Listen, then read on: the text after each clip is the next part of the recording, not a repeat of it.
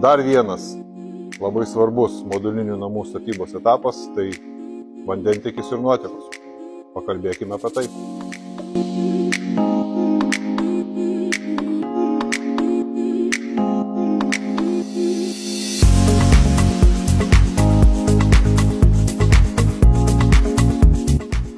Taigi mums prireiks šių pagrindinių medžiagų. Nuotekų vamzdžiai diametrai 110, 75, 50 ir 32 mm, o taip pat šiems vamzdžiams skirtos akmenys, tam, kad pabaigus darbus sistema nepriverėtų šiukšlių. Tų pačių diametrų alkūnės bei dvišakiai, kartais prireiks ir trišakių.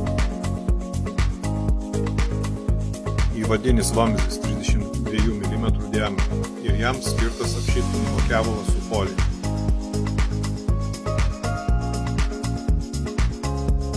Kelios sandarinimo juostos.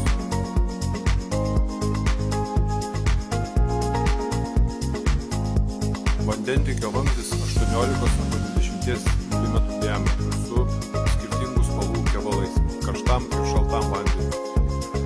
Presuojamos jungtys atitinkančios vamzdžio diametrą, o taip pat testavimo akles, sandarinimo pasta ir šiek tiek pakulų. Mūsų projekte numatoma rekuperatorinė sistema, taigi bus reikalingas sifonas kondensatui nubėgti, kuris tuo pačiu ir užkirs kelią kvapams. Taip pat beveik visada reikalingas trapas. Pirmasis variantas PVC klijuojamai dangai, o šį BSR trapą naudojame tuomet, kai grindų apdailai pasirenkam plyteles.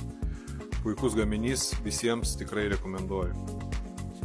Sklandžiam nuotekų sistemos darbų užtikrinti bus reikalingas alsuoklis. Pirmas variantas montuojamas viduje, o antroju atveju ant stogo montuojamas kaminėlis ir vamzdis keliauja iki jo. Liko nepaminėti šildomi kabeliai, kurie bus skirti nuotekoms ir be abejo vandens įvadui, kad šaltuoju metu vanduo nesušaltų.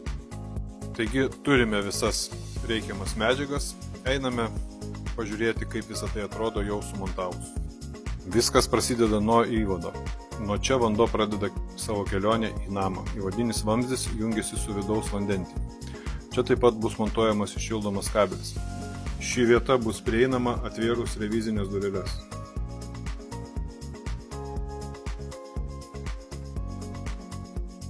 Vanduo teka tolyn ir pirmoji stotelė – indaplovė.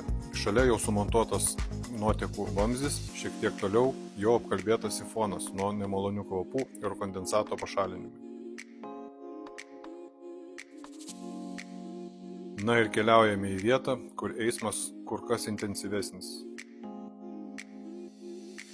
Šioje vietoje numatomas vandens šildytuvas, taigi čia atbėgęs vanduo sušyla ir mes jau turime dvi atkarpas – šilto ir šalto vandens. Šalia vanduo keliaus į skalbimo mašiną ir iš jos. Sekanti stotelė – virtuvės kriauklė ir vėlgi karštas šaltas vanduo ir nuotekos. Visai šalia už sienos vonios kriauklė su minėtų nuotekų vamzdžiu, kuris keliaus iki stogo kaminėlio. Toliau mes atsidurėme vietoje, kur bus klozetas. Čia jau paruoštas 110 mm diametro vamzdis nuotekoms ir atvestas šaltas vanduo į bakelį.